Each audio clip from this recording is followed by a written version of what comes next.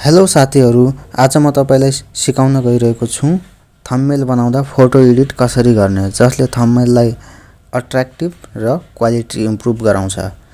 Okay, सुरु गरौँ है त। ओके साथीहरु, म यता फोटोशपमा आइसकेको छु।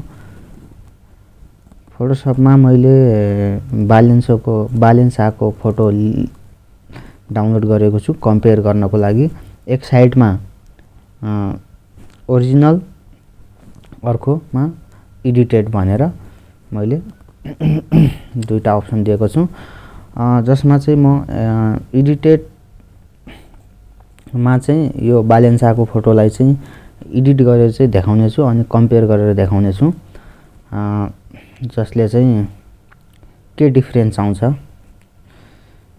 एट फर्स्ट यो एडिटेड को जुन हाम्रो फोटो छ यसलाई म कन्ट्रोल शिफ्ट ए गर्छु। कन्ट्रोल शिफ्ट ए गरिसकेपछि हाम्रो यो क्यामेरा रो फिल्टर खुल्छ। क्यामेरा रो फिल्टरबाट हामीले फोटो एडिट गर्नुपर्छ। यसपछि अब हामी यो फोटोलाई एडिट गर्ने छौं क्यामेरा रो फिल्टरबाट। यसको लागि चाहिँ एट फर्स्ट एक्सपोजर रहेको छ। एक्सपोजर हामी बढाउने छैनौं किनकि यो फोटोमा अलरेडी एक्सपोजर धेरै छ। यसको हामी अलिकति कन्ट्रास्ट बढाउने छौं।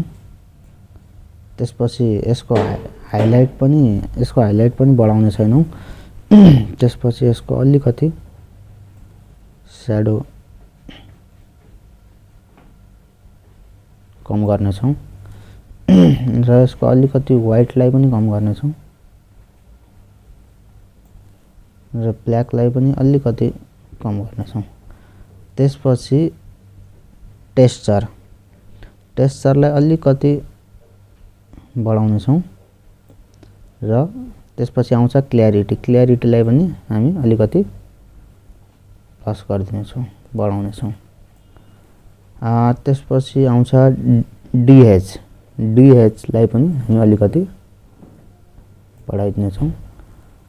ओके, यसपछि चाहिँ हामी यो कर्वमा केही गर्ने छैनौं। यसपछि चाहिँ हाम्रो डिटेलमा गइसकेपछि यहाँ शार्पनिङ छ, नोइज रिडक्सन छ एन्ड कलर नोइज रिडक्सन छ। यो हामी तीनटैलाई खेलाउने छौं, जसमा चाहिँ शार्पनिङलाई हामी अलिकति भन्दा नि अलि धेरै नै शार्पनिङ बढाएर त्यसपछि अलि शार्पनिङ बढाउँदाखेरि अलि धेरै शार्पनिङ भयो जस्तो छ। अब यसलाई चाहिँ हामी यो नोइज रिडक्सनलाई बढाएर म्यानेज गर्ने छौं।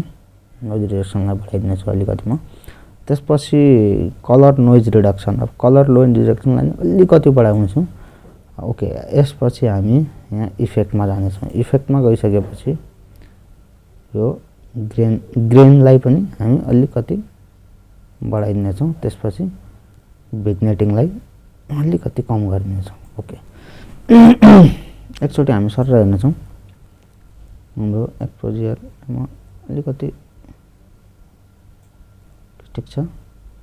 क्ल्यारिटीलाई म अलिकति फेरि बढाउने छु। ओके, हाम्रो फोटो एडिट भइसकेको छ। यसलाई म ओके गरिदिन्छु।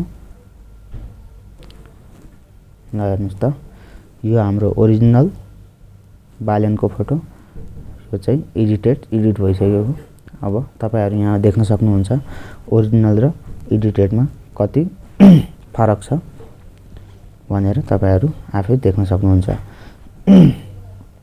सो थम्बनेल बनाउँदाखेरि चाहिँ यसरी चाहिँ फोटोलाई क्यामेरा रो फिल्टरबाट एडिट गरेर बनाउने गरिन्छ। ठुलठुलो क्रिएटरहरुले यसरी नै फोटोको लाई क्यामेरा रो फिल्टरदेखि एडिट गरेर अलि क्वालिटी इम्प्रुभ गर्छन् र जुन चाहिँ थम्बनेल एकदम अट्र्याक्टिभ र क्वालिटी युक्त देखिन्छ, जसले चाहिँ हाम्रो युट्युबमा भ्युज ल्याउने चान्सेस बढाउँछ।